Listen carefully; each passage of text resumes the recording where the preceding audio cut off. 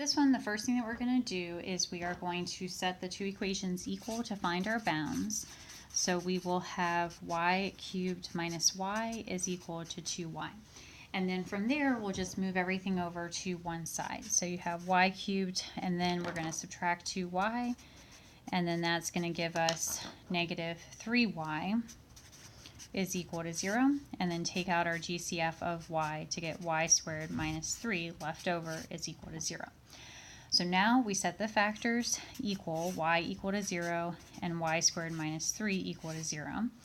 This, of course, gives us one of our bounds, and then the other bound we'll just set, we'll add 3 to both sides and then take the square root of both sides. So that will give us y is equal to plus or minus the square root of 3. Now, these are the two bounds that we have in addition to 0. So we're actually going to integrate from negative square root of 3 to 0, and then from 0 to square root of 3. So we need to start with this first interval and find the bigger function. So we have x is equal to 2y, and then we have x is equal to y cubed minus y. So the bigger function, maybe we could plug in like negative 1 to determine that. So we'd have 2 times negative 1, giving us negative 2. And then over here, we would have negative 1 raised to the third times negative 1. So that gives us negative 1 and then plus 1, which gives us 0. So comparing negative 2 and 0, the bigger function is y cubed minus y. So we would subtract that from the smaller function of 2y. So for the first interval, we would be looking at y cubed minus y minus the smaller function of 2y. Now, for our second interval, we kind of think that they're going to flip-flop positions, and that is true, but we will check it out first.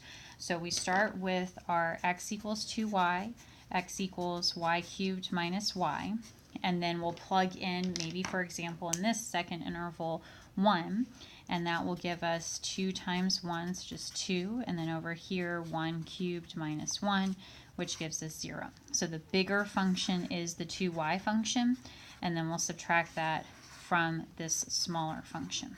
Okay, so this will give us 2y minus, and then in parentheses, y cubed minus y, which of course simplifies to 2y minus y cubed plus y.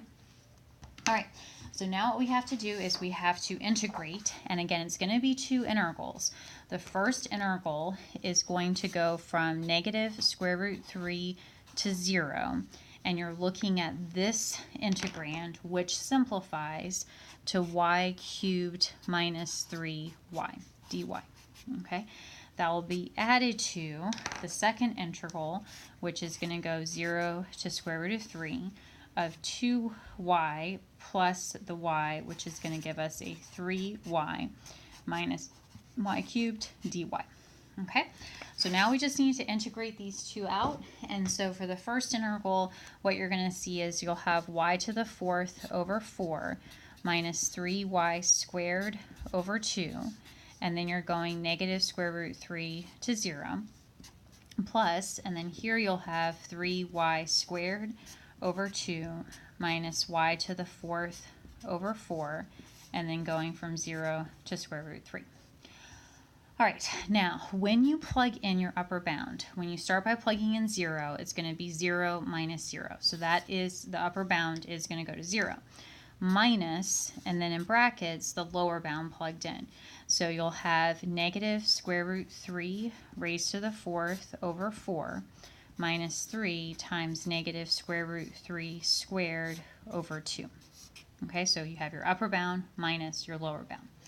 Now, you're then going to add that to your second interval, and when you look at your second interval, you're plugging in square root 3, so you'll have 3 times square root 3 squared over 2, and then minus square root 3 raised to the fourth over 4, minus, and then the lower bound of 0, when you plug in 0 here and 0 here, it will be minus 0.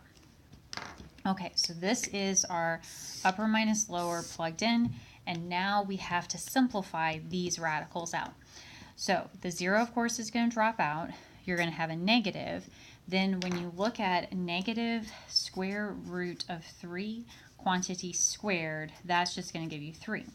But if you have negative square root 3 raised to the 4th, that's going to give you 3 squared, which will be 9. So what will happen here is this negative is going to come down. The negative square root of 3 raised to the 4th will become 9 over 4. And then you will have, let's keep the bracket for now. So we'll have negative and then bracket 9/4 from this first one. And then minus 3. And this is going to become a square root 3, or a 3. So it's going to be negative 3 times 3. So that gives you minus 9 over 2.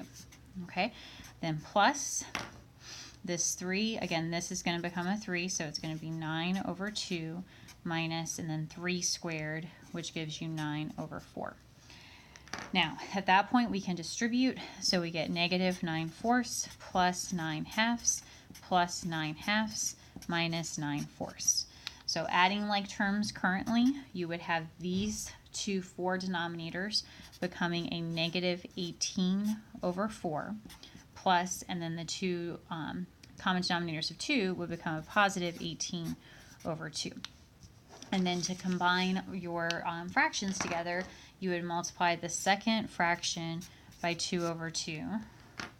So that would become negative 18 over 4 plus 36 over 4, which will just give you 18 over 4, which will give you 9/2.